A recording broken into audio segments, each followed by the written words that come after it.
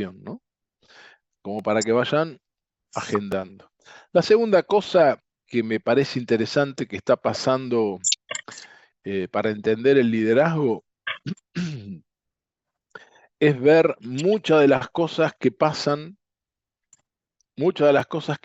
en la política argentina, ¿no? Por ejemplo, mucho se discute sobre el liderazgo.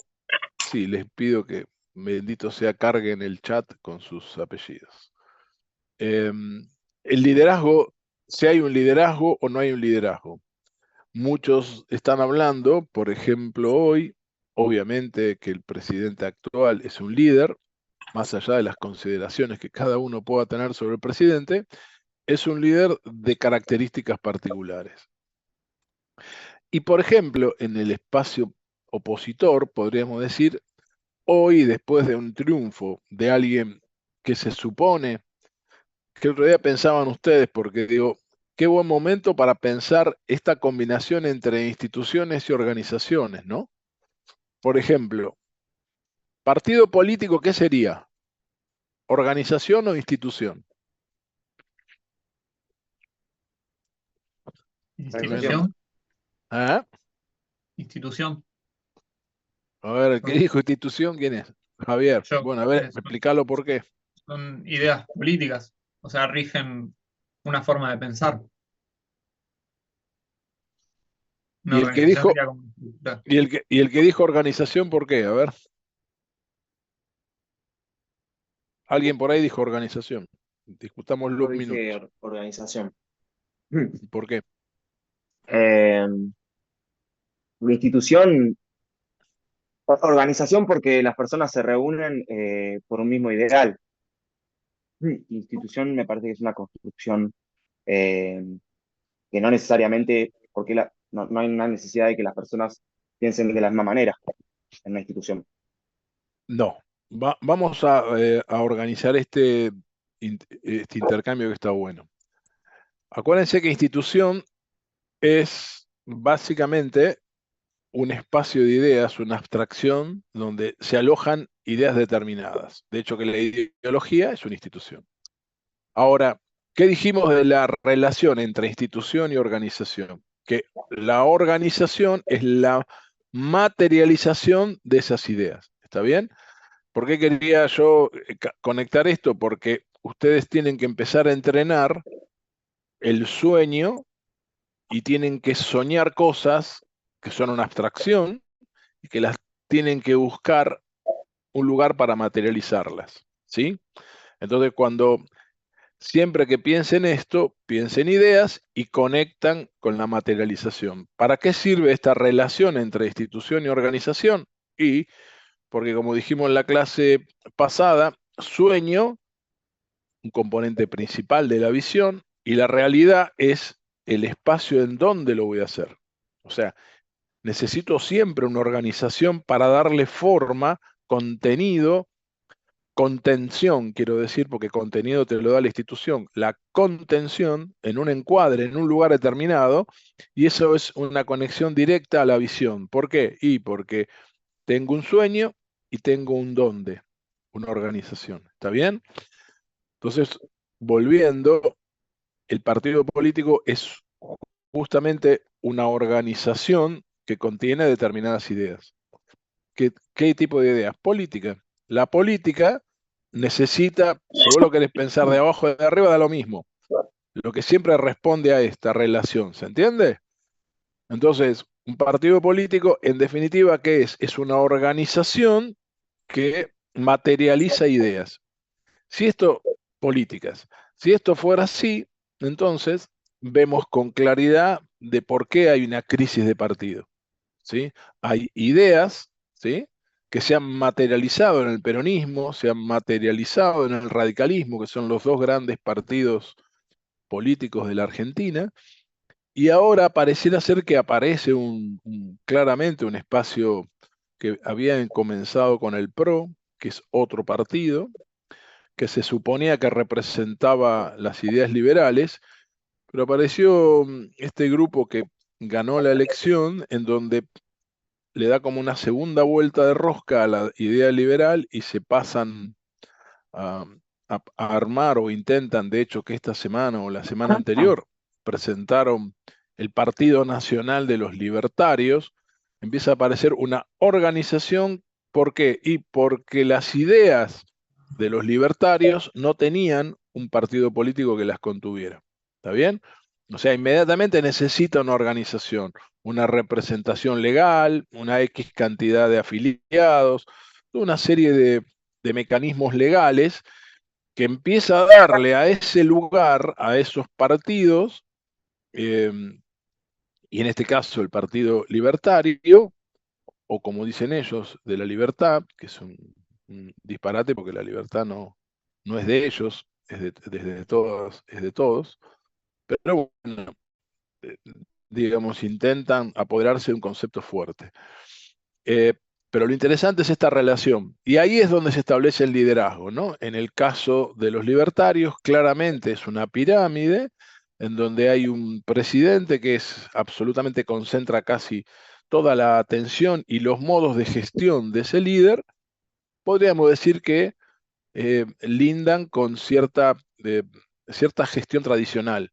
No tiene el modo de liderar, no tiene nada de lo que venimos intentando pensar en la cátedra, de esta idea de armar equipos, de delegar, de poder hacer que otros sean líderes, sino que en general tiende a concentrarse, que es una de las características del liderazgo tradicional. Por eso se dice que en Argentina el, el liderazgo presidencial es muy concentrador, o sea, esta cosa de que pasa todo por él, ¿no?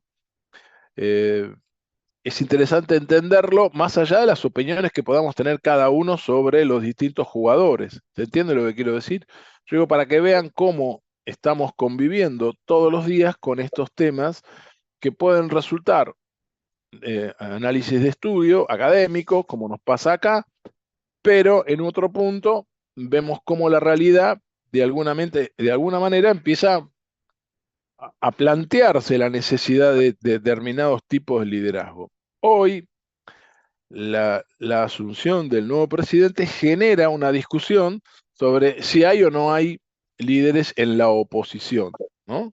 De hecho, que esta semana se dio una noticia que para mí es trascendente desde el tema específico que vamos a tratar hoy, que es el tema del liderazgo, para comprender primero la complejidad del tema y la necesidad de ver una cosa que es fundamental. El liderazgo no se delega. El liderazgo es una construcción permanente. Por ende, aquel que se planta como líder debe ejercer ese liderazgo de manera sostenida. ¿Está bien? Aquel que pretenda, como le ha pasado a parte del peronismo concretamente, delegar en otros la conducción cuando el líder es otro, esa idea bifronte, o sea, de dos cabezas o tres, no funciona. ¿Por qué? Y porque justamente la política necesita en los partidos políticos, que es el gran contenedor, el que le da un encuadre al desarrollo de las ideas, un liderazgo para que esas ideas se lleven adelante. Si no, pasa lo que está pasando y ha pasado a lo largo de muchos años en la Argentina, que el radicalismo fundador de allá del 1900, que hizo una revolución para conseguir el voto eh, obligatorio y secreto, que fue un salto de calidad de, de lo que se llamaba la élite ilustrada, que eran los únicos que votaban, al poder incorporar esa idea del voto general, obligatorio, secreto, le da un salto de calidad a un montón de personas que no participaban. Mucho más cuando el peronismo, mucho tiempo después, le da posibilidad que la mujer vote. Piensen que recién en la Argentina la mujer pudo votar en los 50, antes no podía votar. Digo, son cosas que uno va perdiendo de vista y que los distintos liderazgos de distintas épocas fueron incorporando. La gran discusión de la reforma universitaria de 1918, que le da a la universidad la autonomía y le da un desarrollo particular, permite que a lo largo de los años, en esa época en donde el radicalismo era revolucionario y lleva las discusiones como esa de la implantación de una universidad nacional, laica, separada de lo religioso, separada del Estado, y que tenga un desarrollo poderoso para la comunidad y con un acceso para todos. El peronismo toma esa idea y le da una vuelta de rosca y la transforma en el 49 en una universidad pública, como ya lo era, pero además gratuita. Entonces, hay un salto de calidad desde el punto de vista del ingreso masivo de hijos de trabajadores y de clase media que les permite acceder a una formación que de otra manera, como pasa en muchos países, sería imposible. Que en definitiva es un poco el planteo de las élites cuando inicialmente por allá en la Edad Media eran los únicos que manejaban la información, la escritura, la lectura, y como les expliqué en más de una oportunidad, la formación singular de sus príncipes que los volvía personas destacadas y de gran calidad, justamente por ese salto formativo que tenían en relación al pueblo, ¿sí? Que en ese momento estaba muy vinculado casi con la esclavitud. Esto fue evolucionando a lo largo de los tiempos y nos vamos encontrando con este tipo de cruces y aparece ahora un movimiento que revisa eso, que es casi, digamos, la formación de la Argentina posmoderna, en la que muchos de nosotros somos hijos de la universidad pública. Y es muy difícil entender los líderes actuales parados en cuestionar, por supuesto que tienen derecho para hacerlo, la cultura en la que todos nos hemos formado y querer transformarla. Bueno, ahí hay una puja de liderazgos, ¿está bien?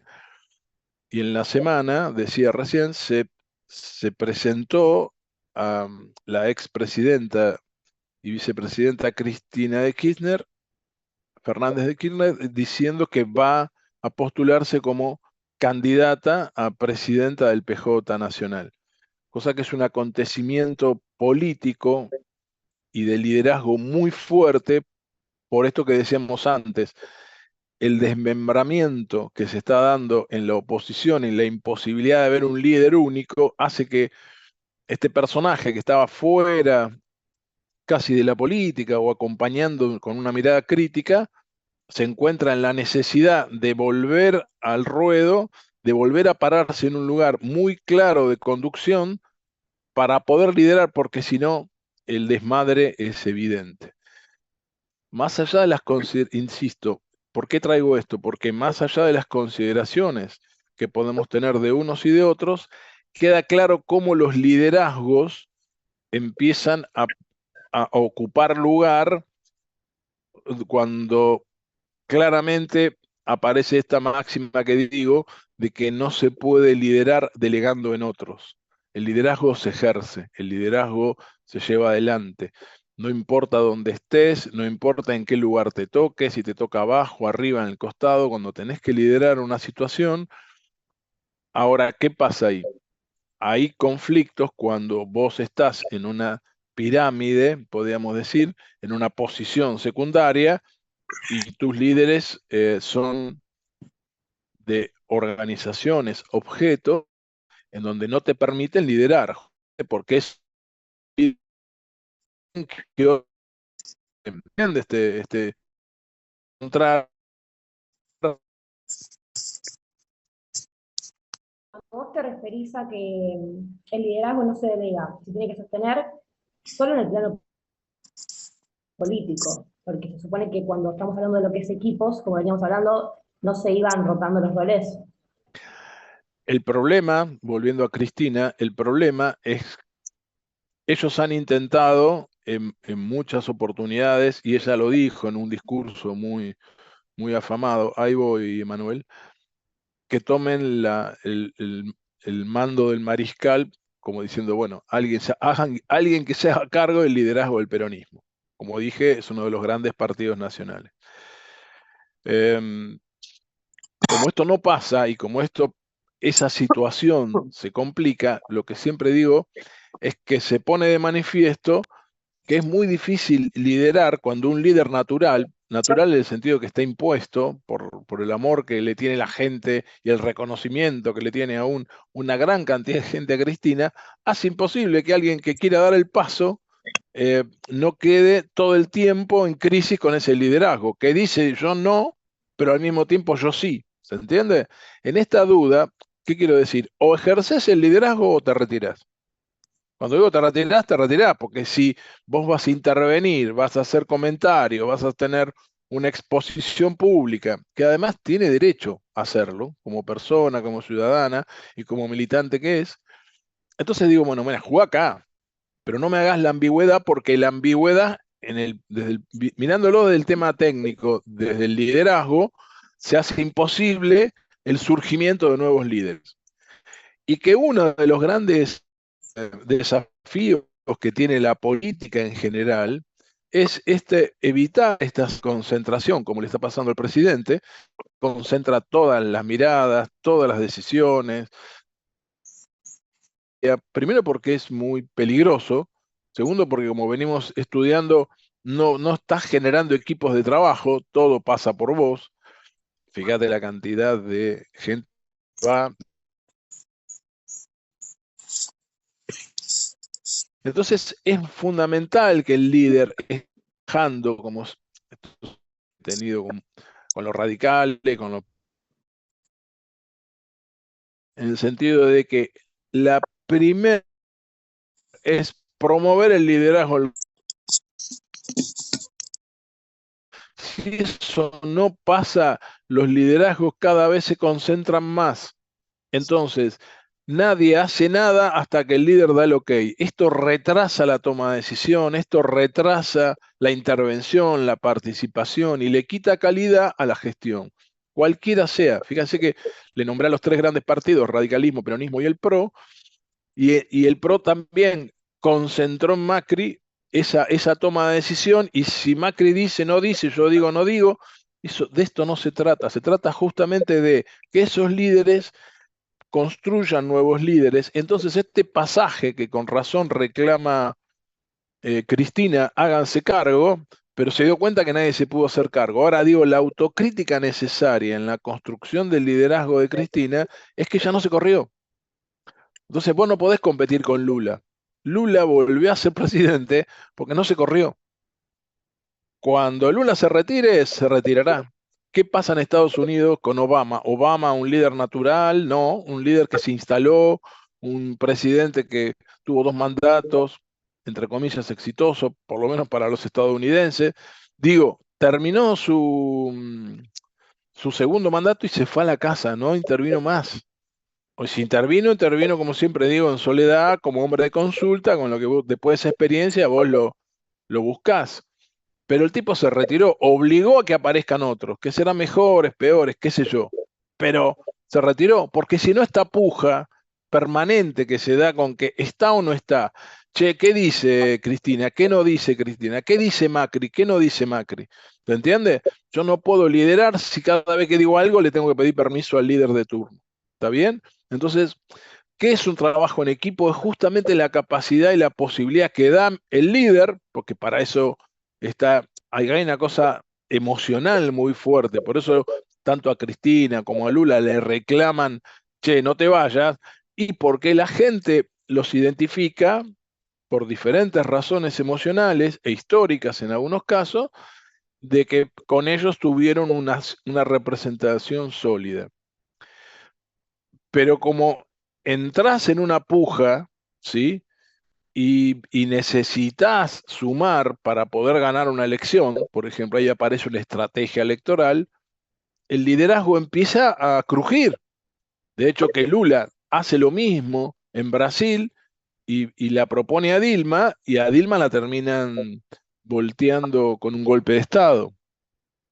Entonces, digo, es complejo, pero es mucho más complejo, es complejo construir equipos. Es complejo convivir con semejantes líderes. Pero es mucho más complejo convivir con un líder que va y viene, está y no está. Si le vas a dar la pelea, hay que darla. Y se terminó, ganá, perdé, pero no jueguen con la ambigüedad cuando te parás frente a una situación que para eso está el liderazgo, para resolver situaciones en donde la ambigüedad y la participación es relativa. ¿Por qué? Y porque no puedo decir nada si no pasa por el filtro del líder. ¿Está bien? Por eso siempre digo, la conducción no se delega, la conducción tiene que tener una vocación de construir equipo, porque ahí está el germen de los nuevos líderes. Y una vez que los nuevos líderes empiecen a avanzar en sus diferentes niveles, cuando yo, por razones obvias, por edad, por cansancio moral, por lo que fuere, me termino, hago un cierre de mi gestión y ya está armado un equipo de trabajo en donde todos de alguna manera ejercitaron su liderazgo y ahí se verá quién aparece como un nuevo líder que se pueda hacer cargo de la conducción. ¿Está bien? ¿Qué pasa, Manuel? Profe, no sé si un poco habrás respondido a la pregunta que voy a hacer, pero igual lo voy a preguntar. Eh, ¿no hay, Véale. no hay un líder o alguien que pueda llegar a ser líder, que siempre exista la necesidad de que todo vuelva otra vez al mismo, de que vuelva a estar alguien que ya ha estado y que No, por siempre... eso, vos pensás que Lula tiene 80 años. Lula lo metieron preso. Le armaron una causa, le inventaron una causa y lo metieron preso con esa causa. Después se dieron cuenta que la causa era un invento y lo liberaron. Pero en ese interín hubo elecciones y tuvieron que elegir a otro porque Lula estaba preso.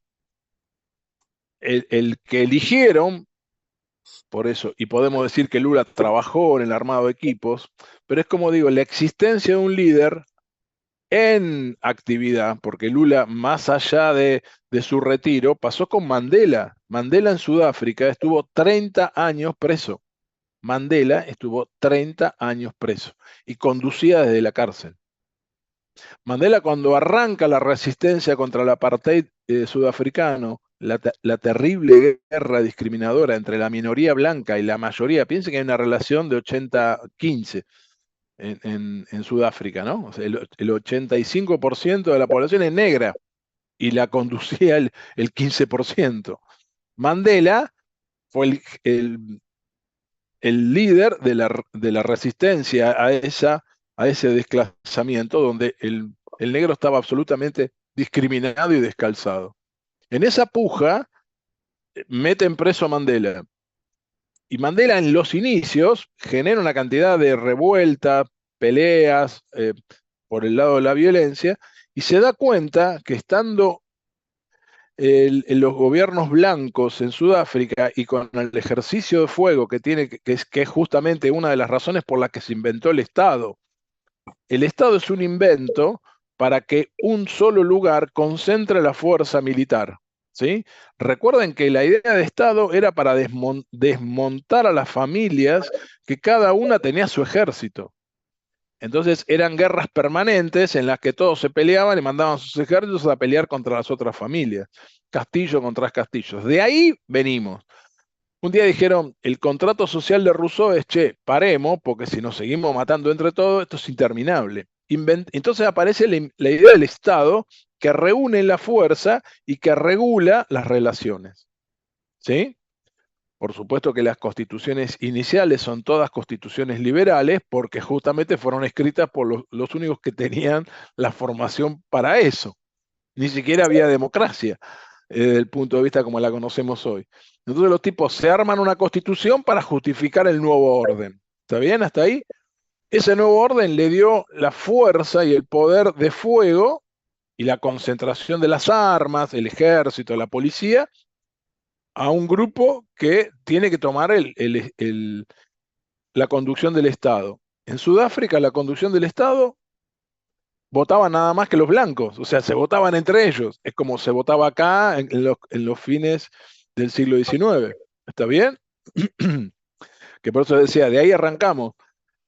Esa evolución social que se fue dando en muchos países, en Sudáfrica estaba estancada y por eso la revuelta violenta de Mandela. Él va preso y durante 30 años le da la pelea y él lidera la resistencia.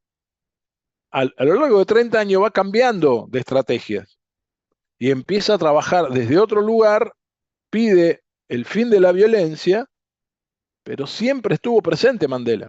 O sea, surgieron nuevos líderes parciales, que vos decís, bueno, 30 años, bueno, sí, pero a ver, Mandela era irreemplazable para ese proceso. De hecho, que cuando un presidente blanco vota, decide, se llama así, Botha, decide que hay que liberar a Mandela para pacificar Sudáfrica, porque se dieron cuenta que era imposible seguir sosteniendo ese nivel de tensión con ese líder encerrado. Lo primero que hay es un llamado a elecciones y gana Mandela por primera vez elecciones generales y obviamente gana Mandela por, por una amplia mayoría. Y se transforma en presidente. O sea, a partir de ahora toma las armas él, con el mandato popular. Eso cambia radicalmente la relación de fuerzas. ¿Está bien ahí? Y ese líder tiene 30 años. Ahora, ¿qué le pasó a Mandela? Dicho por él. Dice, a lo largo de 30 años, él viene de una relación violenta con la toma de las armas y proceso en el que han pasado muchas sociedades, porque ante las dictaduras, ante situaciones que son casi parecieran inamovibles, pareciera que la única posibilidad de resistir es organizarse en la clandestinidad y darle la pelea a través de la violencia. También eso atravesó los diferentes décadas allá por los 60, los 70 en Latinoamérica, y de hecho que era una opción, la opción por las armas. Y ahí había líderes que estaban vinculados concretamente, de ahí surge, por ejemplo, un ícono de Latinoamérica como el Che Guevara, absolutamente relacionado con la revuelta cubana, pero también con la revuelta a través de las armas. Proceso que no se pudo repetir en ningún otro país que no sea en Cuba, porque en ningún otro país se pudo hacer una revolución armada y tomar el poder a través de las armas, como hicieron los cubanos. ¿Se entiende? Eso demuestra que las culturas, que los procesos de los pueblos son singulares, como son singulares sus líderes. Por eso es muy importante estudiar el concepto de liderazgo, porque se cometen errores, como lo que estoy mencionando en el caso de Cristina, y que ahora pareciera ser que dijo, bueno, basta, me pongo en el PJ y ordeno este quilombo, porque si no es interminable. ¿Y qué hace Milei? Se para y dice, loco, yo digo que sí, que no, y si le gusta bien y si no también. O sea, se para, se planta, por eso digo, no estoy haciendo consideraciones de tipo personal, sino el modo de conducción. ¿Está bien? Si tomamos el modo de conducción ambiguo de Cristina, generaba atomizaciones, peleas internas, interminables, no se sabe quién está en contra, y se da cuenta ella que cuando sale y dice 4 cosas, Milei la busca y se pelean, porque también es una forma de decir, che, vení a pelear conmigo, subí al ring, como se dice habitualmente, ¿no? O sea, te elijo como líder porque yo sé que si discuto con vos, discuto con todo el peronismo. ¿Está bien? Y si te gano a vos, le gano a todo el peronismo en la discusión. ¿Está bien? Lo mismo le pasó a la minoría blanca sudafricana, que le quería dar la discusión a Mandela y cada vez era peor. Porque además, a lo largo de 30 años, el tipo se entró casi en una zona filosófica de una calidad de pensamiento político que era imposible de rebatir, y cualquier enseñanza que hoy nos deja Mandela, como podría ser Gandhi en la India, que no tiró un solo tiro y logró la independencia de la India, expulsando a los ingleses de allá, que vos decís, son distintos estilos de liderazgo, ¿sí? En algunos países ese modo de liderazgo de Gandhi, el pacifismo a ultranza, el no uso de la violencia, pero la constante consideración de la injusticia en la que estaba la India por ser ocupada por un país extranjero, en este caso Inglaterra, como habitualmente hacen los ingleses, que se meten en todos lados, si no los echás, los ingleses se meten en todos lados. Entonces, ¿qué hizo Gandhi? le hizo la vida imposible hasta que se fueron. Negociaron y se fueron, porque era imposible llevar adelante una convivencia en función de los intereses cruzados que tiene una potencia extranjera con los tipos nativos del lugar. Por supuesto que los ingleses aprendieron a dominar y a poseer países desde otro lado. Por ejemplo, todo el sistema financiero es un modo indirecto de entrar en los países y conducirlos. Esa es una discusión estratégica, porque vos no podés combatir con líderes nativos. ¿Está bien? Entonces, ¿cómo combatís con un líder nativo? Y metiéndole el Fondo Monetario Internacional. El FMI es un instrumento que se inventó por la grande potencia porque no pueden competir con el líder del lugar. ¿Sí? Cuando se te instala un Perón, se te instala una Cristina, se te instala un Lula, se te instala un Chávez en Venezuela, es muy difícil combatir porque entre el amor y la conducción de esos tipos, que es muy clara, muy concreta, se les hace muy difícil alcanzar sus objetivos como país, como país invasor, ¿no? Entonces inventaron todo el sistema financiero justamente para condicionarte, para obligarte a ir a negociar a lugares que de otra manera no irías, y bueno, forma parte de este juego perverso de la política, que cuando, como está pasando hoy en Medio Oriente, cuando nada de todo esto que estamos hablando funciona, ¿cómo termina? Termina los tiros. Lo de Medio Oriente hoy, lo que está pasando hoy en Medio Oriente, justamente, ¿qué pasa en Israel? Tenés un líder como Netanyahu, que es un promotor de la guerra, ¿sí? No tenés un Gandhi en Israel que busca desde Israel generar empatía en sus vecinos para poder avanzar en una convivencia pacífica. Ahí tenés un líder guerrero, como Netanyahu, que como en toda cosa loca, ¿no? Todos tienen razón. Del otro lado, que por la misma creación de Israel, dicen Israel es un estado invasor. O sea, es, como venimos hablando, es muy difícil cuando lo que está planteado es una pelea. O sea, no hay espacio para el diálogo. ¿Vieron cuando yo les decía que el diálogo es una construcción? Bueno, este es el mejor ejemplo.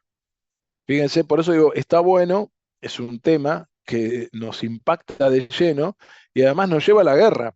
El líder nefasto de Ucrania, que es alguien que tomó el poder por un golpe de Estado en Ucrania y que en realidad forma parte de un plan que no responde a los ucranianos, pero que sí a través de un golpe empezó a agitar una vieja pelea que siempre hubo entre Ucrania. Piensen que Kiev, capital de Ucrania, fue la vieja capital de la vieja Federación Rusa, ¿sí? Cuando Rusia era un imperio, ¿sí? Que se fue achicando, se fueron transformando en estos pequeños países. Imaginen lo que significa para los rusos de hoy bombardear Kiev. Es como bombardear Buenos Aires. Y che, mira, vamos, no me quilombo, pero no deja de ser mi capital fundadora. Así que imaginen el quilombo que está metido hoy Rusia, Ucrania y toda Europa. Pero vos tenés un líder como Zelensky, que es el presidente actual, que llegó al poder por las armas. La gente se olvida de que él es producto de un golpe de Estado y que responde a otros intereses, y hoy destruyó un país eh, poniendo en tela de juicio un plan que no es el de Ucrania, sino el de la OTAN, de poder mermar las fuerzas de Rusia y de China. Porque en el fondo de todo este quilombo está la discusión del comercio y la discusión de quién impone las condiciones comerciales a nivel mundial. Entonces tenés un líder que responde a determinadas cosas y hoy por hoy no hay ninguna posibilidad de contrarrestar las decisiones de Zelensky en Ucrania. Funciona casi como un dictador. En el amparo de una guerra, ¿quién va a ir a discutirle nada? Sin embargo, en Israel, un líder guerrero como Netanyahu, que encima tiene parte razón cuando dice me estoy defendiendo, bueno, se excede en su defensa, o por lo menos empezamos a tener discusiones de cómo los estados, ¿sí? A ver, para que se entienda esto. Cuando nosotros en la dictadura en Argentina se determinó que eran delitos de lesa humanidad los de la dictadura, se determinó eso porque lo que no se aceptó desde la justicia en ese momento es que el Estado, con todo lo que acabamos de decir, los líderes disponen de la fuerza del Estado, los militares y la policía, las armas son del Estado, por cómo resolvieron la guerrilla que había tomado la decisión del uso de la fuerza, en lugar de presentarles, detenerlos y meterlos en juicios justos y condenarlos, como pasó en Italia, la guerrilla Brigadas Rojas en Italia fue contenida, detenida y están todos con cárcel perpetua, con condena perpetua. O sea, ese es un ejemplo de cómo se resolvió un problema interno gravísimo en Italia, cuando las Brigadas Rojas tomaron las armas para conquistar el poder. El Estado italiano de ese momento los neutralizó, los detuvo y les presentó juicios sumarios y les dio cadena perpetua por el uso de la violencia, cosa que acá no se hizo.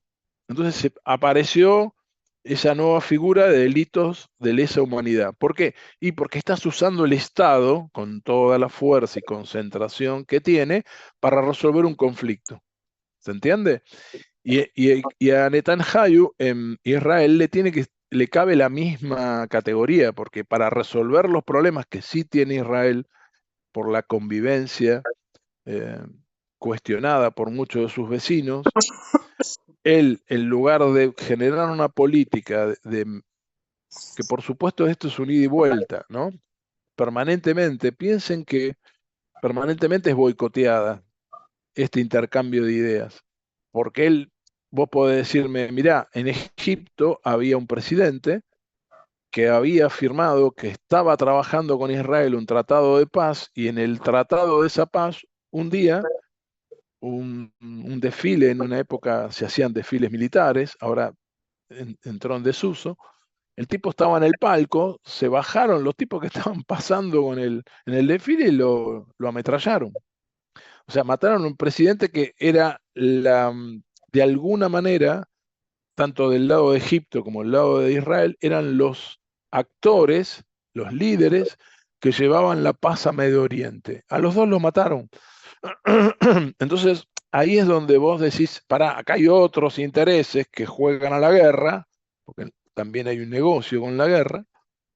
Ustedes saben que la industria del armamento es una de las industrias más fuertes del planeta, junto con el narcotráfico y la trata y el tráfico de órganos, digamos, y la trata de blancas, son como los cuatro grandes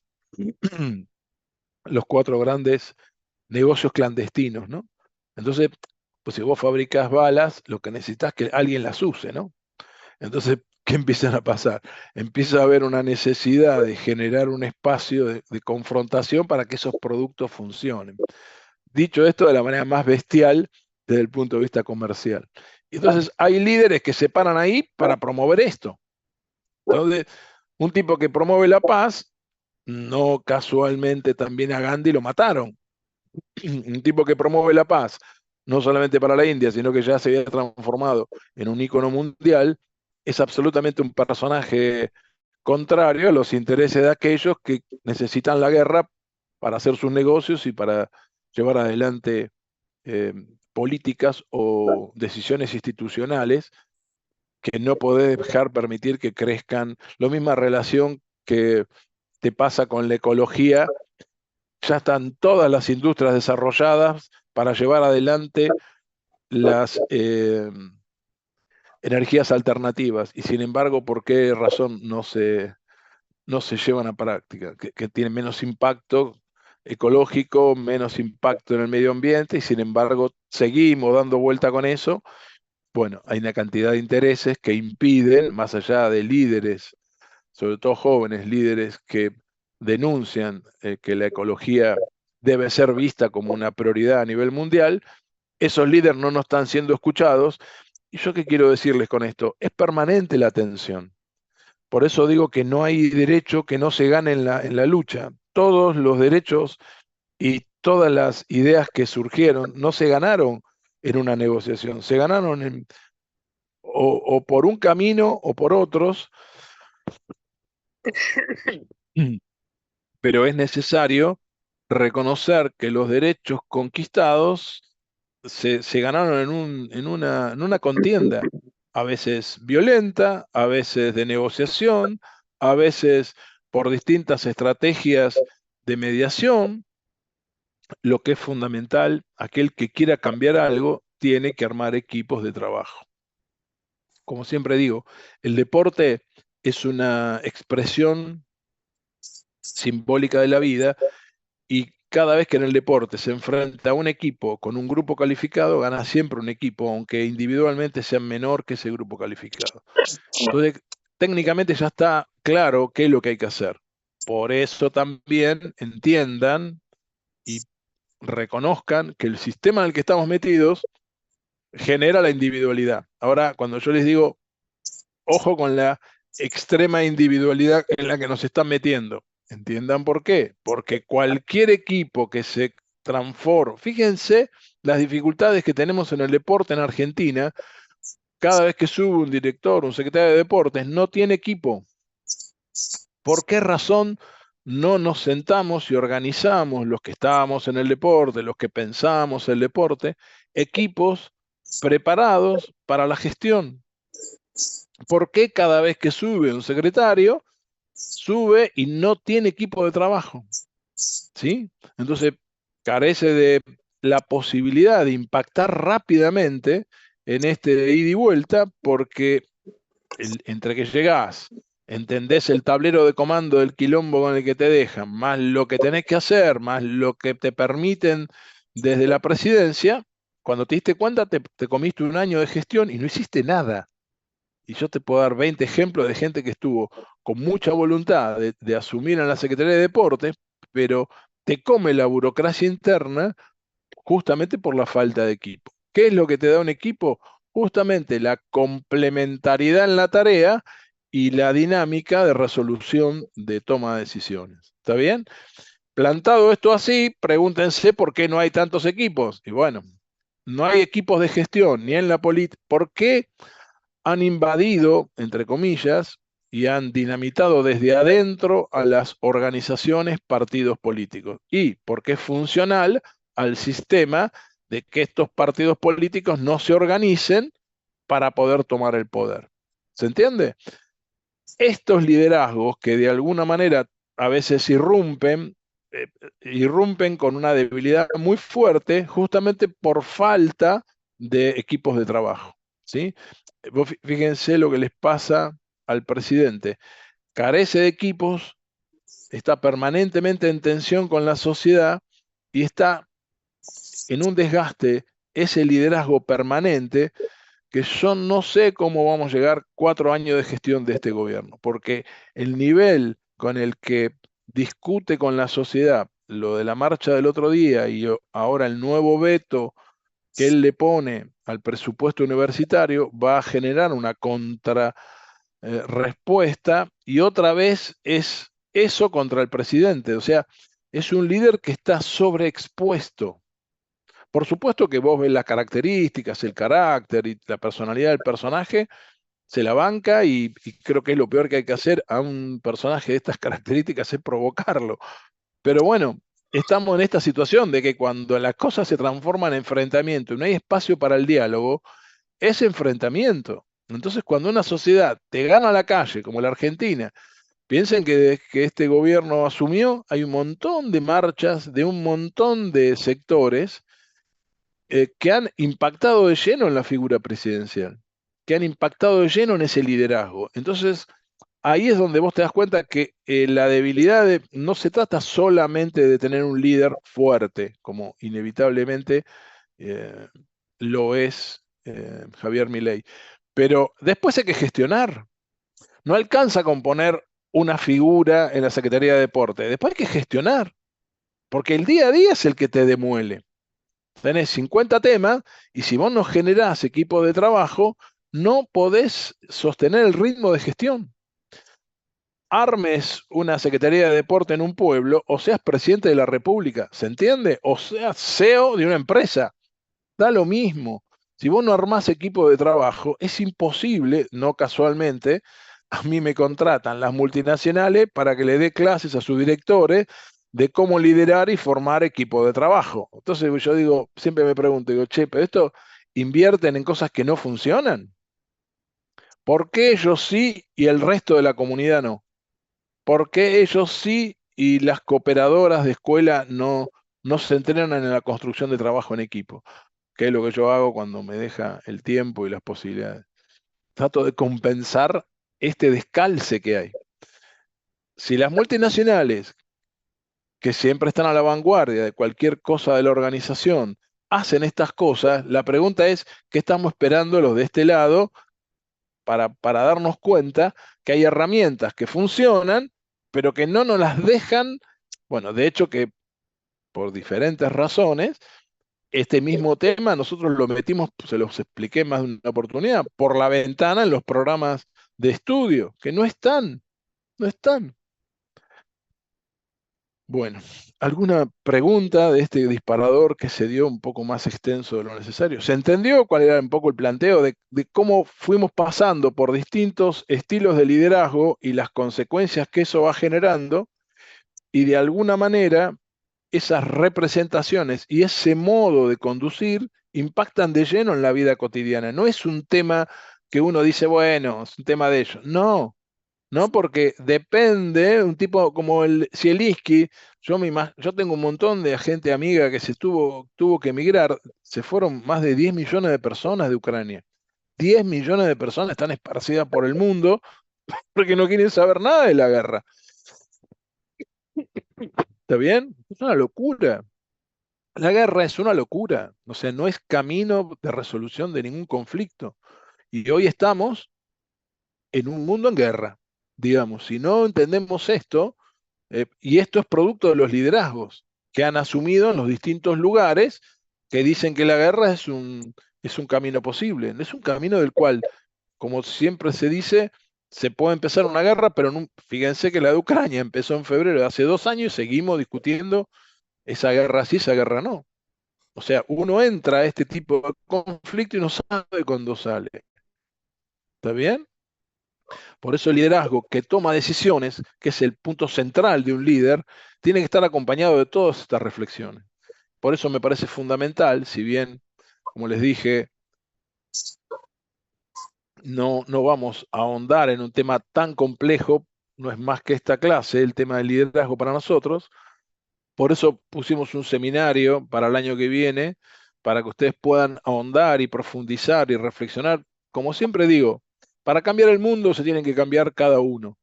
Si querés impactar en los otros, tenés que conocerte vos. Entonces, si ustedes quieren promover liderazgos, tienen que asumir su propio liderazgo. Si ustedes se van a parar en el lugar del no líder, esto que estamos hablando no les va a servir, porque la única manera de comprender esto es intentar poner a jugar el líder que está en cada uno de ustedes. ¿Ok? A ver, Victoria. Hablando del tema de las guerras y del liderazgo, como estabas diciendo, sin ánimo de entrar en debate de género, o sí, yo creo que si hay tanta guerra es porque el 98% del liderazgo siempre fue otorgado a hombres. Habría que ver cómo hubiera sido si el liderazgo hubiera sido mayormente Por liderado por supuesto, mujeres. yo descreo que el género, eh, porque esto es más sistémico, ¿sí? Ahora, la esperanza de que, por ejemplo, gane en una potencia mundial como Italia, que tiene una presidenta, o la esperanza de que gane una mujer en Estados Unidos, vaya a cambiar estas cosas que están muy duramente planteadas, está por resolverse. No creo que sea un tema de género. Creo sí que las mujeres tienen una mirada más amplia. No es cierto porque el género masculino parió a Gandhi, parió a Mandela, parió a Lula, ¿se entiende? O sea, hay líderes del mundo masculino que no tienen comportamiento del machirulo. lo peor que podemos hacer cuando discutimos la política de género, que estoy absolutamente de acuerdo, que la mujer está marginada y está postergada en la sociedad actual inclusive, a pesar de todos los avances que hemos conseguido entre todos, porque tampoco es cierto que lo han conseguido las mujeres. Yo, como muchos hombres, hemos participado en las marchas feministas de los últimos 10 años, y digamos, hemos hecho mucho para que esto así ocurra. O sea, lo peor que se puede hacer, como siempre digo en términos de gestión, Victoria, es generalizar, porque ahí entras en el dilema hombre-mujer, machismo, feminismo, que como dijimos desde el comienzo de nuestra cursada, que el dilema siempre es una falsa propuesta porque te obliga a elegir, ¿sí? Entonces todos juntos, hombres y Y mujeres, por eso tenemos dije que... que no era, que no, no era digo, por que, eso sí, dije que no era como para el debate de género. De hecho, nos gobernó Néstor Kirchner, que yo soy seguidora. no, obviamente Evita, por ejemplo, que fue una lideresa mundial y fue un producto de la sociedad argentina, o sea, porque a ver si entendemos, la Argentina tiene una historia de lideresa, no es joda, no hay muchos países, Argentina, mucho antes que Estados Unidos, puso una presidenta, Hillary Clinton, estuvo a punto de ganarle a Trump y no pudo ser presidenta. Hay algo en la sociedad norteamericana que rechaza a la mujer justamente con esta mirada machista. Ahí es absolutamente una mirada de género, es innegable. Estamos hablando de que Cristina asume en Argentina en el 2008 y estamos hablando en el 2005 y estamos hablando de 20 años casi en relación a Estados Unidos, que se supone que es una democracia avanzada. Digo, decime cuál es la última mujer que lideró Francia, ¿sí? Ojo con Merkel, líder de Alemania durante muchos años, y Merkel, leyendo quizás, contestando lo que vos decís, fue una de las grandes pacificadoras de Europa.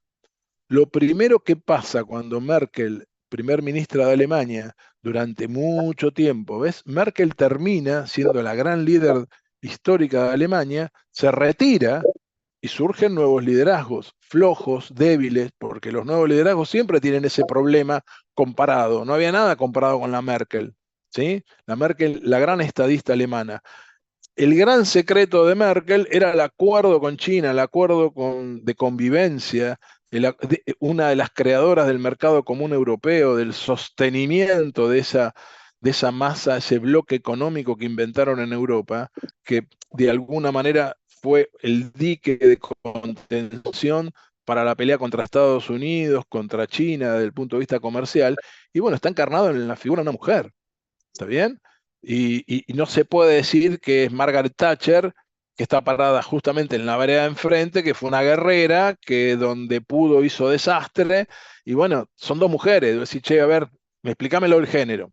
Por eso digo, me parece que la singularidad ayuda a concentrarnos en el concepto de líder o lideresa, que es una idea, un término que me encanta, porque le da visibilidad a la mujer y además creo que hay que analizar la singularidad de cada liderazgo, con pollera o sin pollera, ¿no? Y en esto que bien traes, aparecen dos mujeres, las mujeres que están conduciendo Finlandia, Islandia, que tienen Dinamarca, presidentas que han tenido un desempeño ejemplar, fantástico, ¿sí? Y que bueno, eh, son mujeres. Ahora, en México acaba de ganar una mujer con un carácter excepcional, con una parada frente a un vecino como Estados Unidos que le robó la mitad de México. O sea, estamos hablando de, nosotros discutimos con los ingleses porque nos robaron Malvinas. Ellos conviven con el tipo que les tomó la mitad de México. Texas era México. ¿Sí? No casualmente en Texas está el petróleo. Entenderán por qué Estados Unidos invadió México y nunca la devolvió. Y no se discute más. Nadie discute que hay que devolverle Texas a México porque nadie se animaría. El otro día pasó algo, vos fíjate lo que es una lideresa, el presidente que se iba de México, AMLO, le pide como una política de reconocimiento a esto que hablamos en algún momento de la diversidad cultural, le pide un reconocimiento a los reyes de España del genocidio que perpetró España cuando avanzó sobre la conquista de América, ¿sí? No fue un descubrimiento, fue una conquista y un genocidio. Es así, ese es el dato, no es ni siquiera una opinión, ¿está bien? Es el primer gran genocidio de la humanidad. Mucho antes que el de los turcos, con los armenios, mucho antes el de los alemanes con los judíos, los gitanos y los negros en la Segunda Guerra Mundial. O sea, fue el primer gran genocidio, ¿sí? Le pide que de alguna manera los reyes, que fueron los que financiaron esa expedición, esa masacre que generaron en los pueblos originarios, que la reconozcan oficialmente. ¿Por qué? Al día de hoy siguen sin reconocerla. Jamás le contestaron.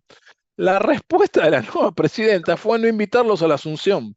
Se armó un quilombo diplomático en donde la inentendible bifrontalidad de las monarquías europeas que dicen tenemos un rey pero tenemos un gobierno democrático, una vergüenza que los europeos jamás podrán explicar, pero bueno, conviven entre su monarquía, sus reyes y su gobierno popular o democrático, un disparate. Entonces el tipo está obligado, el presidente socialista de España está obligado por su relación con la monarquía de su país a pedirle explicaciones a México. Y esta mujer se le planta diciendo, a ver, si no entienden, les acabo de pedir un resarcimiento ni siquiera económico, porque si tenemos que monetizar todo lo que se han llevado de América, los europeos deberían entregar parte de sus riquezas. Ni siquiera eso era el planteo, era simplemente un reconocimiento simbólico y no lo hicieron. Y la mina se le planta y dice, bueno, flaco, vos no tenés que estar en mi Asunción. No le dijo que era un enemigo, pero más o menos le declara un corte de manga, una mujer que recién asume y muestra un carácter que también está esa cosa de que carácter tienen los hombres, las mujeres no, es una estupidez, ¿viste? Son esas estupideces dilemáticas que lo único que hacen es sacar fotos de un momento de la realidad que no es real, ¿sí? Que no es real. La actual presidenta, les pido que la sigan, la escuchen, para que vean este tipo de paradas que tiene, que no sé no sé cómo va a seguir, porque te trata, viste, y te corta el rostro como diciendo, flaco, a ver, no te estoy pidiendo nada injusto, te estoy pidiendo justicia, es al revés. De hecho, que lo primero que propuso para México es una reforma judicial. Así que imagínate para dónde va esa mujer, ¿no? Elegida democráticamente por los mexicanos. Bueno, estamos viendo cómo Merkel en Alemania conteniendo la guerra. O sea, la guerra estaba, siempre estuvo.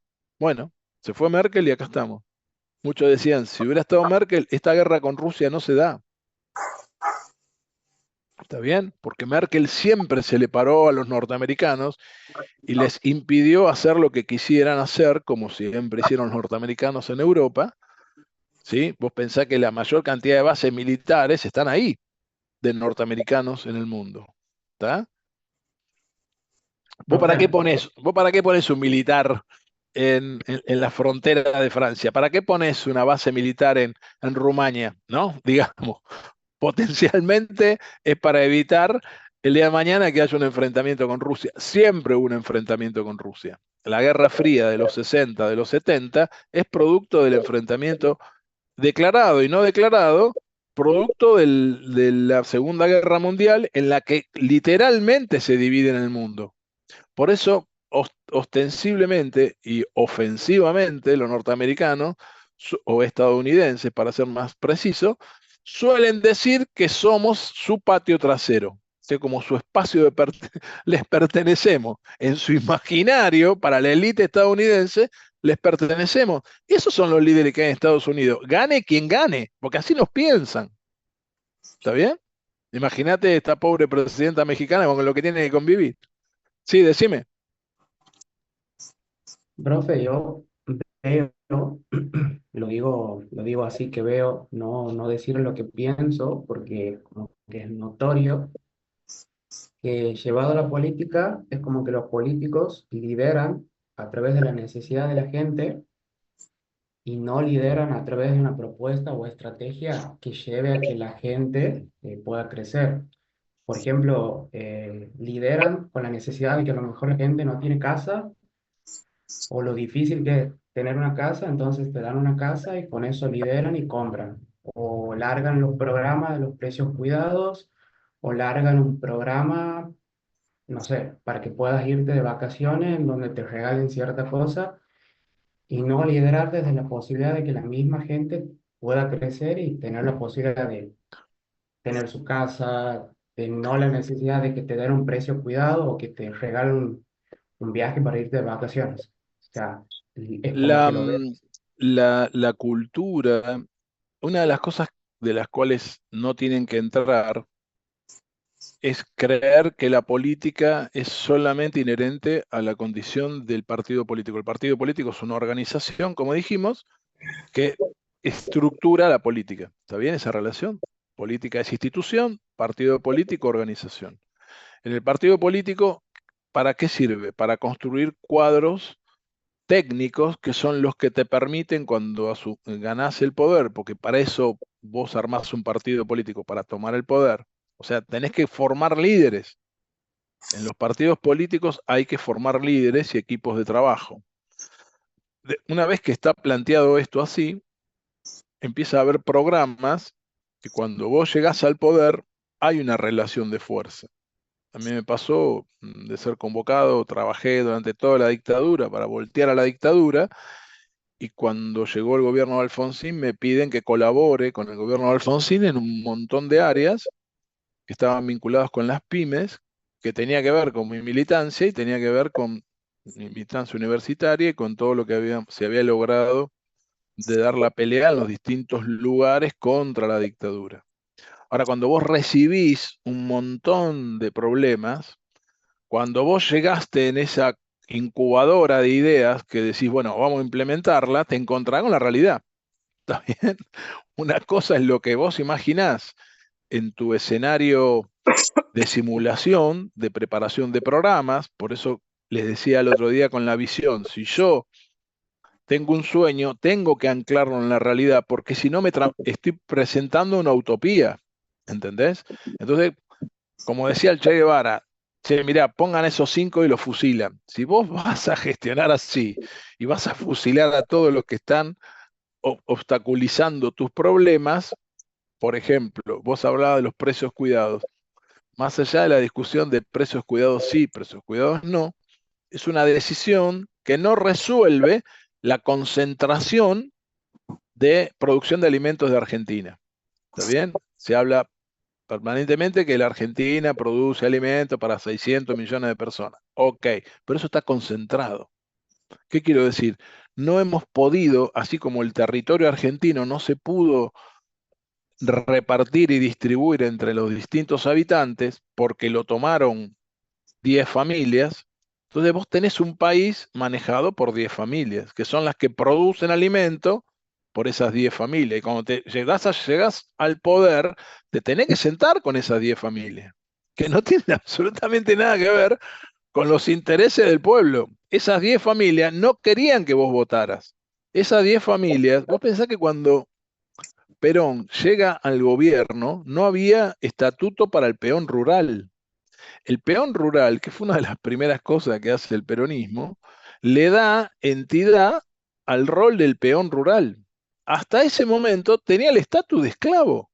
Entonces los dueños de las estancias, de los campos, hacían lo que se les cantaba el rabanito, te hacían laburar, te hacían dormir en una tapera, vacaciones, jornadas reducidas, aguinaldos, o sea, todas conquistas que se fueron tomando y fueron tomando forma, que por supuesto el tipo que antes te trataba como un esclavo, vos te transformaste en un enemigo de él porque le diste a tu esclavo derechos que ese esclavo no tenía.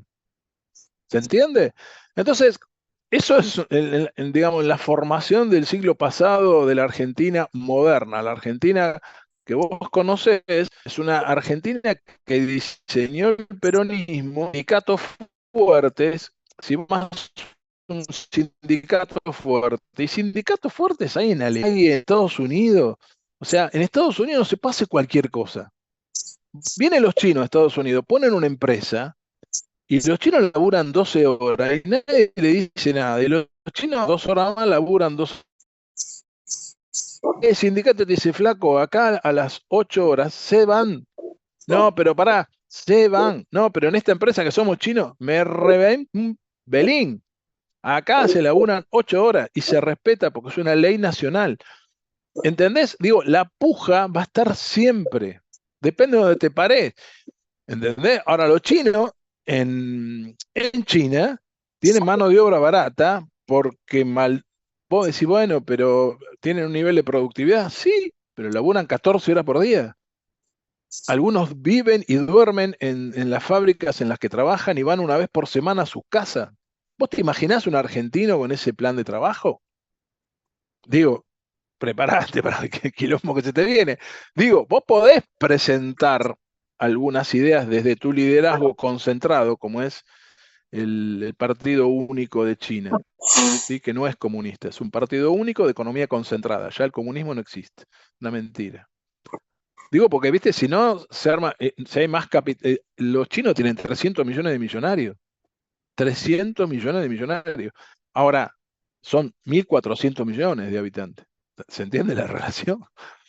Tienen 300 millones, pero tienen 1.200 tipos que están bajo la línea de la supervivencia y laburan 14 horas por día. Cuando vos querés exportar ese modelo, es inexportable en democracias como la francesa, en democracias como la estadounidense, la alemana. Andá a meterte con los sindicatos de esos 3 países y decime si podés hacer lo que querés. No lo hacen, no lo hacen. Entonces, ojo con cuando vos, el líder político concretamente responde a un ideal. Y ese ideal,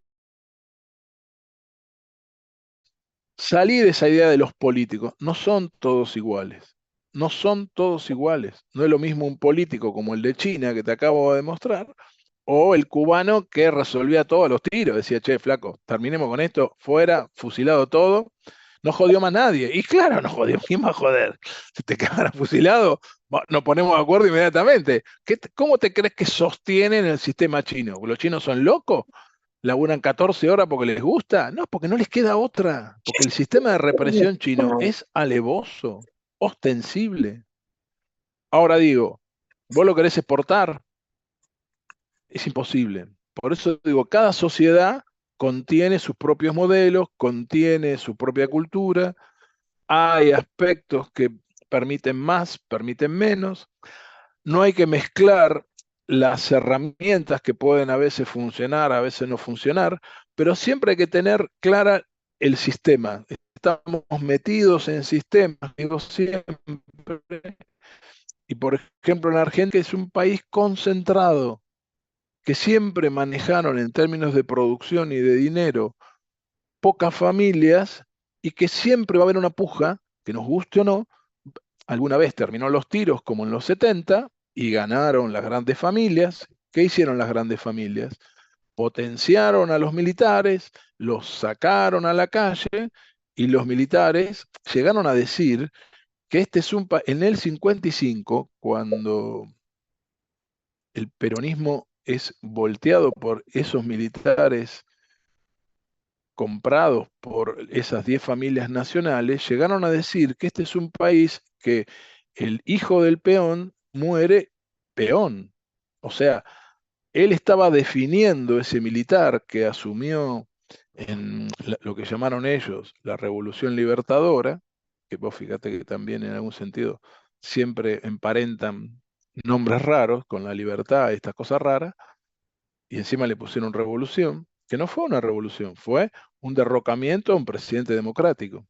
Pero ¿qué es lo que derrocaron? Derrocaron un sistema, una forma de relación. ¿Se entiende? Por eso hay que salir del día a día. Pasó Allende en Chile, un tema solamente de acá. Es un tema global que las grandes élites que están en distintos países del mundo necesitan que nuestros países cumplan un rol. Cuando ese país se vuelve autónomo, quiere empezar a tomar decisiones, bueno, la situación se complica. Y ahí aparecen políticos que le dan la pelea, algunos se vuelven socios de ese dictador de turno, y bueno, ahí está la puja. Digo, más allá de las opiniones personales, y por eso siempre digo, si vos querés que ese peón rural merece un espacio, merece un reconocimiento, merece un salario, vos pensás que antes del peronismo el peón no tenía salario. Como te dije recién, la mujer no votaba. Vos de pensarlo eso. Tuvo que venir el peronismo para que una mujer vote. Es un disparate por definición. Bueno, pasaba en Argentina y no hace mucho. Estamos hablando del 1950. Les pido siempre que no generalicen, no pongan a todos en la misma bolsa, aprendan a leer, porque si vos lees vas a entender para qué juega cada líder, porque como digo, cada idea necesita una organización y esa organización genera líderes. No es lo mismo Macri que Herón, que Alfredo, líderes que responden a ideas diferentes. Algunas están más cerca si vos los querés juntar, pero son todos diferentes. ¿Está bien? ¿Se entendió, Emanuel, un poco lo que quería contestar? Lo peor que te puede pasar es generalizar. Cuando vos me podés cuestionar una medida. Ahora, siempre lean el sistema. ¿Está bien? Siempre lean el sistema, porque si no compras que todos los políticos son corruptos, todos somos políticos. Cuando vos asumís una posición, siempre es política. Cuando yo les digo que en Argentina no tenemos una política deportiva, es justamente porque cuando quisimos tener una política deportiva, o casualidad, en la época de Perón, que fue el único gobierno que se sentó a hacer una ley del deporte, a ver si se entiende, es muy importante darle un marco legal a las cosas. Entonces vos tenés que hacer una ley si querés que el deporte, vos pensás que el concepto de deporte no estaba escrito en la Constitución, ¿está bien? En la Constitución Liberal de Argentina del 53, el deporte no estaba ni siquiera escrito. ¿Cómo carajo querés que haya una política para algo que no está escrito? O sea, no existe. Tampoco existía la ecología en 53, y aparece un líder que dice, loco, hay que darle a esto. Y se pusieron a hacer la ley del deporte. Y Argentina tuvo un montón de logros y los desarrollos de los clubes y las entidades que conocemos hoy no son producto de la nada, es una producción cultural, política de los ciudadanos. Cuando vos armás un club, es una decisión política, cultural. Cuando vos armás un club, es una decisión política. No es político solamente el que forma parte de un partido político. Es político cuando sos dirigente de un club, cuando sos integrante de la cooperadora de tu escuela, cuando formás parte del centro de jubilado de tus abuelos para colaborar, cuando vas como voluntario a la mutual del barrio. ¿Se entiende? Todo es político. Hay políticos que asumen ese rol porque entienden que pueden llevar adelante y nosotros todos aceptamos que algunos, yo elijo a uno, vos elegís a otro, y ahí se empodera un liderazgo. No es lo mismo que a mí me voten 3 tipos que me voten 12 millones de personas. ¿Entendés? Hay una relación de fuerzas ahí. Yo me paro y digo, che, represento a 12 millones de personas. Ahora, cuando empezó no representaba a nadie. Eso hay que construirlo. Después pasan estas cosas que hay decisiones buenas, decisiones malas, por eso hay que armar equipos para estar permanentemente discutiendo ideas, por eso les digo, ustedes se tienen que acostumbrar a armar mesas, discutir, pensar juntos.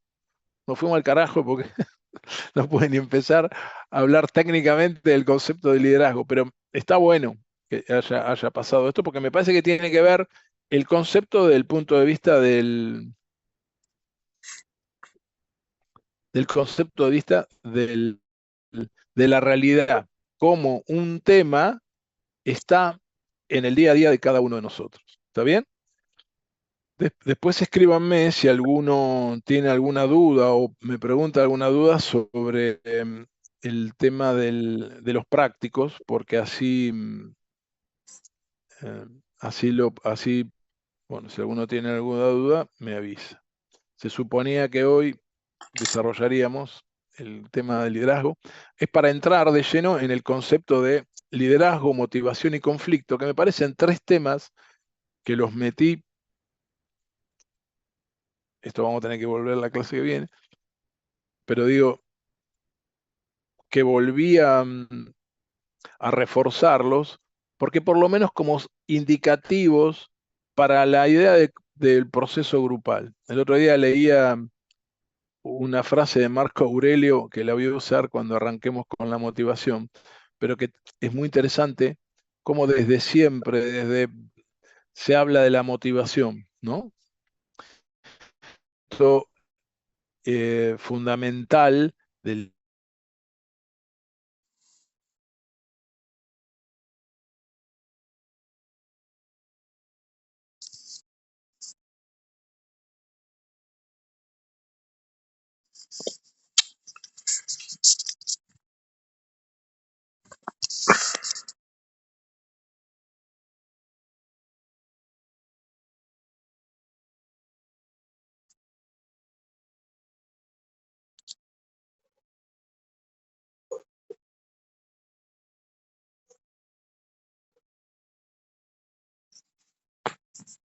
acción. Amo lo que hago, entonces no me vinculo con los imposibles, me vinculo con mi amor por lo que quiero hacer, y ese amor por lo que quiero hacer involucra al otro, ¿sí? Es, por las dudas, el Everest es una montaña que se suele tomar como una de las más complejas para conquistar o hacer cumbre, ¿no?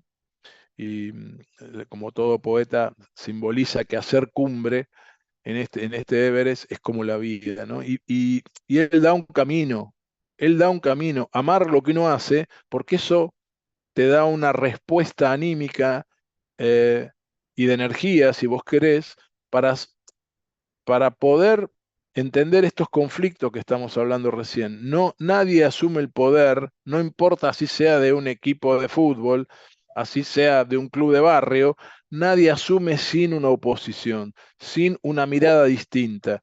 En algunos casos se puede integrar y en algunos casos se construye un enemigo. No hay que tenerle miedo a los enemigos. No existe una sociedad sin enemigos, porque todos tenemos intereses diferentes. Lo que pasa es que la política, ¿para qué sirve? Para ahondar intereses.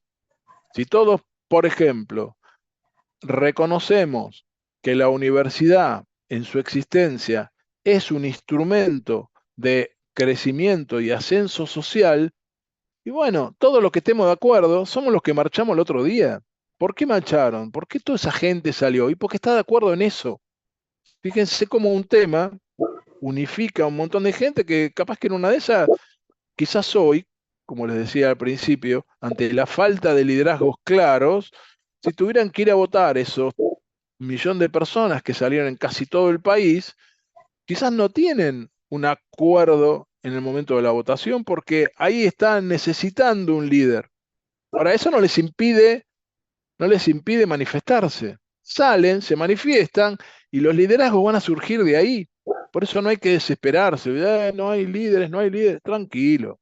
Nosotros los argentinos siempre ganamos la calle. Ganamos la calle para protestar. Ganamos la calle para enojarnos con el COVID en algunos grupos. Ganaron la calle para salir a decirle a la dictadura que se terminó. Ganaron la calle para pedir el aumento. Ganaron la calle para pedir libertad. Se gana la calle para pedir que no volteen a el sueldo de los jubilados. Se gana la calle para evitar que el presidente vete un presupuesto que le dé vida a las universidades. La calle también la salimos a tomar cuando hubo que festejar un campeonato del mundo.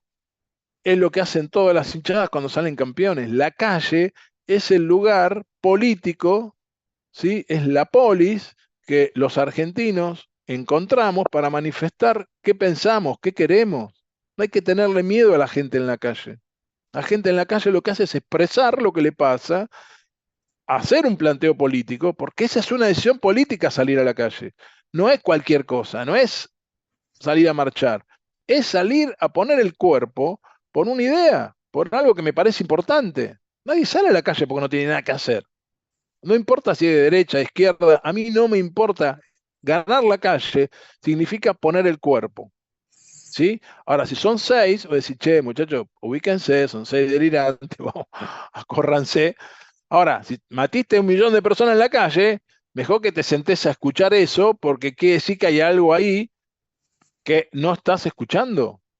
¿Se entiende? Digamos, la calle te da un tempo, te da una sensibilidad de lo que le está pasando a la sociedad, de lo que le importa a la sociedad. Que vos podés no estar de acuerdo y tener razón, y por eso no marchaste.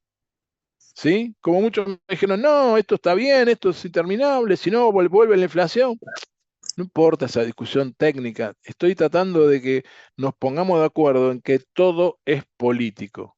Dejar de mirar, porque si vos asociás que la política es de los políticos, vos no estás valorando tus acciones políticas. ¿Qué es tu acción política? Y ir a una marcha. ¿Qué es tu acción política? No ir a ningún lado. ¿Qué es tu acción política? Intervenir en Twitter en una discusión diciendo, bueno, en X, diciendo lo que opinás. O en una reunión de amigos, parándote diciendo, no, yo no estoy de acuerdo con esto.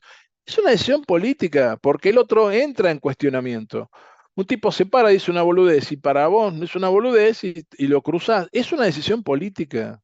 Ahí salió a relucir tu líder que quiere decir algo.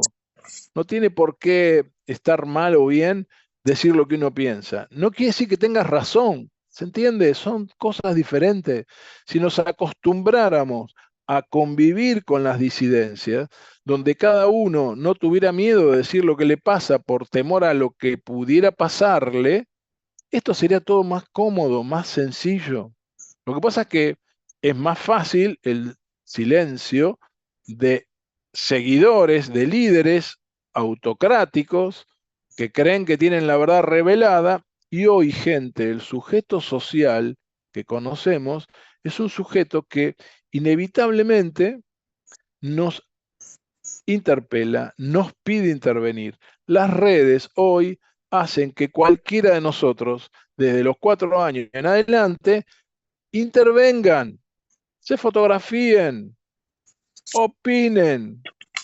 ¿Quién impide a un pibe agarrar un telefonito y decir la boludez que se le ocurra?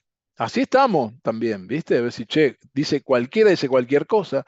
Bueno, yo creo que esto es nuevo. De a poco vamos a ir a la personalización, al costo de abrir la boca gratuitamente otra vez, ¿sí? Pero hoy es como un primer momento que tienen que entender, es un momento de ebullición, de tecnologías nuevas, donde cualquiera dice cualquier cosa y hasta pueden, como algunos estos días, contratar un nido, como se llama ahora, un nido de trolls de la India y opinar sobre la marcha universitaria. ¿Entendés? Es como que todo muy loco, pero está bien, entiéndanlo como un momento. No lo compren como la verdad o como que algo no va a volver a cambiarse. Al contrario, esto es tan dinámico que cada vez se le va a hacer más difícil llevarlo adelante.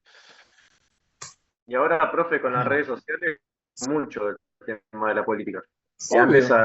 cuando no estaban las redes sociales, pero más o Verde. Estamos verde, porque como siempre digo, el encuadre de una conversación hay que justamente darle el encuadre. ¿Qué es un encuadre?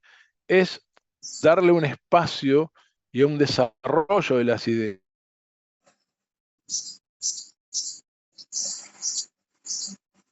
El otro, o sea, no es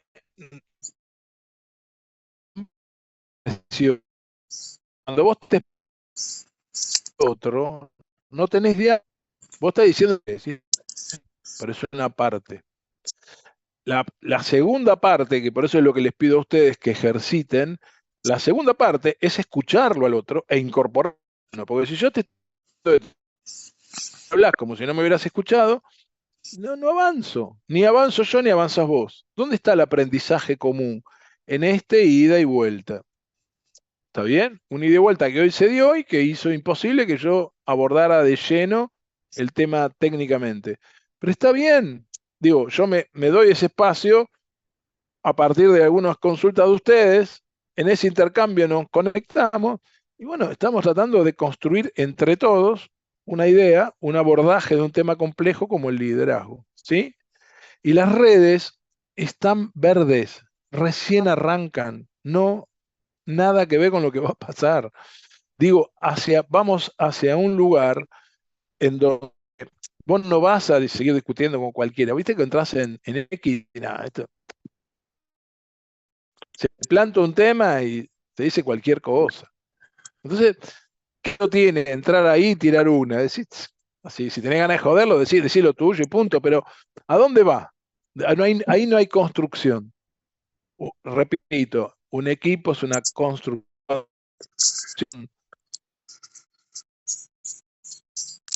Porque no se construye de cualquier manera, no se construye de cualquier forma. Entonces las redes hay que entenderlas como eso, como algo que recién arranca, en donde el mundo protagonista, donde los vivos de siempre empezaron a inventar los trolls, que son, en lugar de personalizar las cuentas, empiezan a aparecer cuentas fantasma. Entonces, como yo le digo mucho, ¿con quién estás discutiendo? Digo, yo estoy discutiendo con vos estás dando la cara, yo doy la cara y estamos luego acá. Vos tenés un apellido y un nombre, yo tengo el mío. Y de última, sabés a quién identificar y con quién estoy discutiendo. Si yo entro en una red y cualquiera me dice cualquier cosa, digo, ¿qué? Yo no sé, ¿viste? ¿Por qué te voy a dar entidad?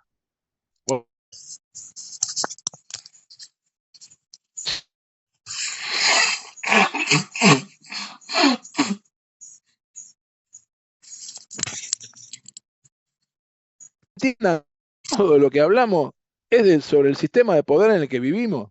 No vivimos en un frasco, vivimos en un sistema de poder que te necesitan ubicado en un lugar y no en otro. Y a veces, como vimos con el tema de las organizaciones, a veces me ubican en un lugar y yo estoy contento de que me ubicaron acá.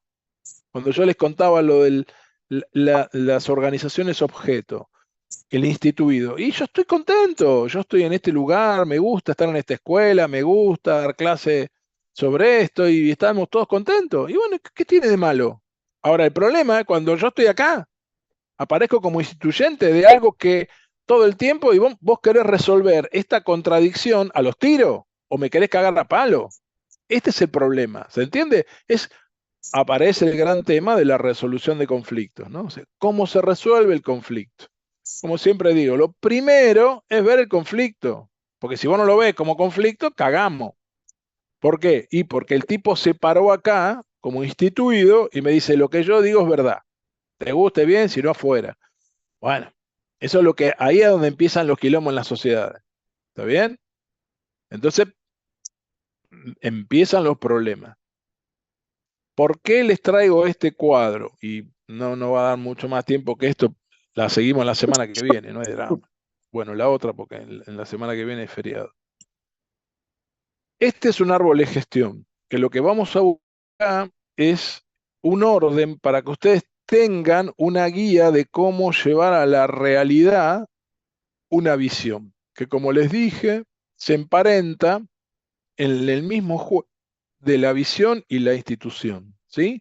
Uno empieza a ver cómo esas ideas, esos sueños que ustedes pueden llegar a tener con este grupo de la licenciatura, requiere una organización. Y ahí es donde, por el hecho de definirlo, aparece, o al revés. Mirá, yo estoy en un club y tenemos un problema, y a partir de una demanda de ese club aparece una visión. ¿Está bien? O sea, puede ser del derecho o del revés. ¿Por qué? Y porque no necesariamente uno a veces tiene un claro sueño para llevar adelante. Como les decía el otro día, paso todos los días por una esquina jugando a la pelota con una pelota de trapo porque no tienen pelota, no tienen arco, no tienen cancha, juegan en la calle entre los coches y me parece que es un peligro. Eso despierta en mí una idea de armar una visión de sacar a los chicos de la calle. Cuando vos bajás a la misión, que es dónde, cuándo, ¿sí? Sacás a los chicos de la calle y a los chicos de Moreno que están en la reja. Entonces vas lo tenés ahí arriba y lo vas bajando. Ya lo precisaste. Son los chicos de la esquina de la reja de Moreno. ¿Se entiende? Ahí empezás a convivir, vos como líder, con tu visión, y empieza a haber caminos y empieza a haber precisiones. En la reja, ¿hay algún lugar donde puedan los chicos ir a jugar? Porque no lo vas a ir a llevar a la capital a jugar. Tenés que buscar un club. Sí, hay un club, me enteré que hay ahí aparece la organización. Entonces, fíjate vos cómo una idea, un sueño, que surge de un dato de la realidad, los chicos están en la esquina jugando, vos lo acomodaste en un club de un sindicato que hay en la reja y que se te ocurrió en tu búsqueda de tu visión tocar el timbre, decir, che, mirá, me está pasando esto, tengo 50 pibes que están jugando a la pelota todos los días, ¿qué parece si armamos algo para que jueguen acá adentro? ¿Se entiende lo que digo? Ahí estás liderando un movimiento que lo captaste desde un aspecto de la realidad y que lo ubicaste en un lugar determinado. Es el movimiento que genera la institución, las ideas, con la organización. ¿Está bien? Y ahí aparece una estrategia. Voy a tocar el timbre al intendente, le como la cabeza al del club. Primero hablo con el intendente y después hablo con el club. Che, pero ¿quién va a llegar al intendente? No, mirá, habla mejor con mi tío, que es amigo de la cooperadora. Y la cooperadora habla con el secretario de deporte del municipio y después vamos. Aparecen las estrategias que empiezan a tirar caminos posibles de esta idea loca de sacar a los chicos de la calle, y ya tenés una reunión con el secretario de deporte, ya tenés individualidad. Y ahí empieza a aparecer la necesidad de buscar, de investigar. Entonces te pone a trabajar en una dirección. Fíjate que no tenías nada, lo único que tenías era yendo a buscar el bondi, viendo algo que para vos sensiblemente había que cambiar. ¿Se entiende? Entonces empiezan a aparecer modos de gestión y te das cuenta que solo no lo podés hacer. Se lo decís a los pibes de la licenciatura, che, ¿no me ayudan? Vamos a sacar a los pibes de la calle, mira, hay una posibilidad y nosotros podemos dar la clase y podemos armar una escuelita, y en esa escuelita tendría que haber un par de profes, porque viste, uno que dé fútbol, otro que haga la preparación física, otro que haga la administración, y ya armaste una organización, y ya asignaste personas y roles. Ahí definiste roles, ¿para qué? Porque quedó clara la visión. Entonces, cuando entro a operar ahí, tengo claramente qué hay que hacer. El hacer en el rol es fundamental.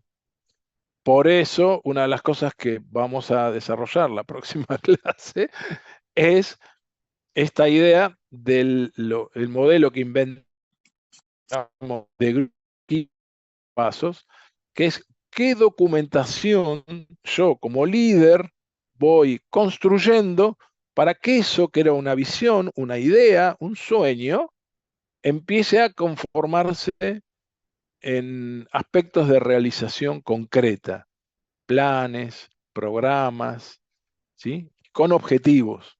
Entonces ya empezás a producir con ese grupo de personas con los que estuviste sentado, con los que convocaste para pensar, planes y programas. Y después viene como siempre, ahí ya te toca el timbre la promoción, te toca el timbre la publicidad, te toca que sirven. Che, gente, hicimos una escuela en Moreno. Que gran inauguración. Y ya cuando te diste cuenta, aquella cosa que habías visto alguna vez se transformó en una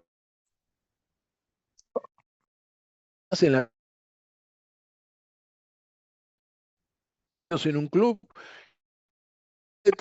y organizaste a los padres y armaron rifas para comprar pelota y el sindicato te ayudó con la merienda, y cuando te diste cuenta hiciste un quilombo de la zamputa con 50 familias en el barrio. ¿Sí? Después empiezan aspectos como esto que yo digo del destinatario y las competencias, en las que te vas a dar cuenta que hay cosas que vos no sabes hacer. Porque vos te formaste para ser un profe, o quizás para hacer lo mismo en el alto rendimiento, entonces lo pensás, che, mirá, habría que estar mejorando este aspecto del alto rendimiento. ¿Qué les parece si nos juntamos y armamos una consultora de alto rendimiento? ¿Se entiende? Digo, es tirar, es jugar. Y en ese juego los caminos para alcanzar el sueño aparecen. ¿Por qué aparecen? Y porque fuiste capaz de definirlo, fuiste capaz de expresarlo. Y lo primero que intentaste hacer es convencer o seducir a tus compañeros de grupo de licenciatura, en este caso que estamos pensando.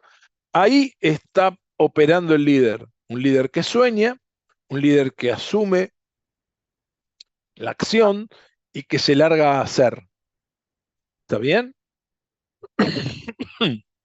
Este cuadro es el cuadro con el que vamos a cerrar el año. Este cuadro es la guía con la que ustedes van a presentar un boceto que, como todo grupo, depende del grado en que estén. Muchos grupos, ¿qué les pasa? Muchos grupos se quedan discutiendo con la visión, porque son 4, son 5 y son 5 visiones diferentes. Uno sacar a los chicos del barrio, otro quiere hacer una consultora de alto rendimiento, otro quiere ser secretario de deporte, otro se quiere dedicar al hockey, otro se quiere dedicar al fútbol. Ah, genial, es un quilombo. Y sí, bueno, pero entonces, ¿qué hacemos? ¿Cuál es el denominador común de esos 5 tipos? El deporte. ¿Hay algún camino para que ese denominador común nos junte en una acción común? No. Ok, mucho gusto, gracias. Vale el intento, porque cada uno igual se llevó un sueño a casa. A esta cátedra vale el intento de ir a esa mesa y decir, yo quiero ser director de fútbol de un equipo de primera división. Todos se miran y dicen, este es un boludo. Bueno, pero él sí, vos no, él sí. Entonces, yo no lo voy a acompañar. Che, me encantó, vamos, empecemos, vamos. Y se van 2 para allá y se armaron un proyecto y lo desarrollan y verán cómo. A veces pasa a salir de las generalidades, como cuando los corrijo y digo, todos los políticos, no, no somos todos iguales, no todos trabajamos para el mismo sueño, y eso no nos hace ni mejores ni peores. Digo, a veces pasa que cuando uno presenta